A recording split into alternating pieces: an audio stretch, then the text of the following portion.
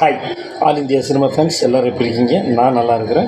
இன்றைக்கி ஜியோ ஹாட் ஸ்டாரில் நான் பார்த்த படம் என்ன படம்னா பிரதிஷாயா. நிவின் பாலி ஹீரோவை நடித்து உன்னிகிருஷ்ணன் இயக்குன இந்த படம் வந்து ஏப்ரல் 24 தான் வந்து டெலிகாஸ்ட் ஆகியிருக்கு. நான் இன்றைக்கி பார்த்துருக்குறேன். என்ன விஷயம்னா, சர்வம் மாயா அப்படிங்கிற படம் சூப்பர் ஹிட்டு, சில கோடிக்கு எடுத்து பல கோடி கலெக்ஷன் பண்ண நிவின் பாலி படம். நிவின் பாலி படம் நிறைய படங்கள் வந்து நான் பார்த்துருக்குறேன், சூப்பராக இருக்கும். பிரேமம், ஆக்ஷன், ஒரு படம், நிறைய படம் நல்ல ஒரு குட் ஆக்டர். அதாவது வினித் சீனிவாசன் படத்தில் கெஸ்ட் ரோல் பண்ணியிருப்பார். நிறைய படத்தில் நிவின் பாலி வந்து ஒரு சூப்பர் ஆக்டருங்கிறத நிரூபிச்சிருக்கிறாரு.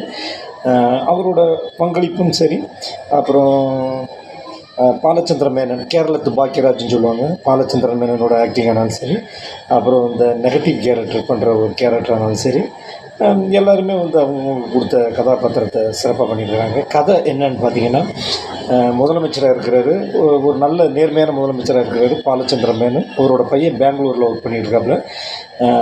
அப்பாவுக்கு ஒரு சின்ன பிரச்சனை வந்துடுது. அதாவது ஒரு பெண் வந்து பாலியல் குற்றச்சாட்டு வந்து முதலமைச்சர் மேலே வச்சிடுறாங்க. அதனால் வந்து மனம் உடைஞ்ச பாலச்சந்திர மேனன் இரவில் வந்து இறந்துடுறாரு.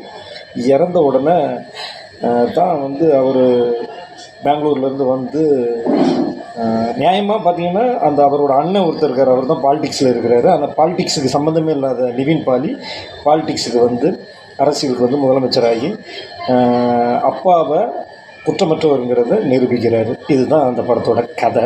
திரைக்கதையில் வந்து அவ்வளோ சுவாரஸ்யப்படுத்தியிருக்காங்க.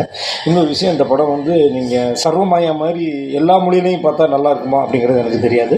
மலையாளத்தில் பார்க்குறதுக்கு ஓரளவு நல்லா இருக்குது. தமிழ் டப்பில் அது கரெக்டாக சிங்க் ஆகுமான்னு எனக்கு தெரியல.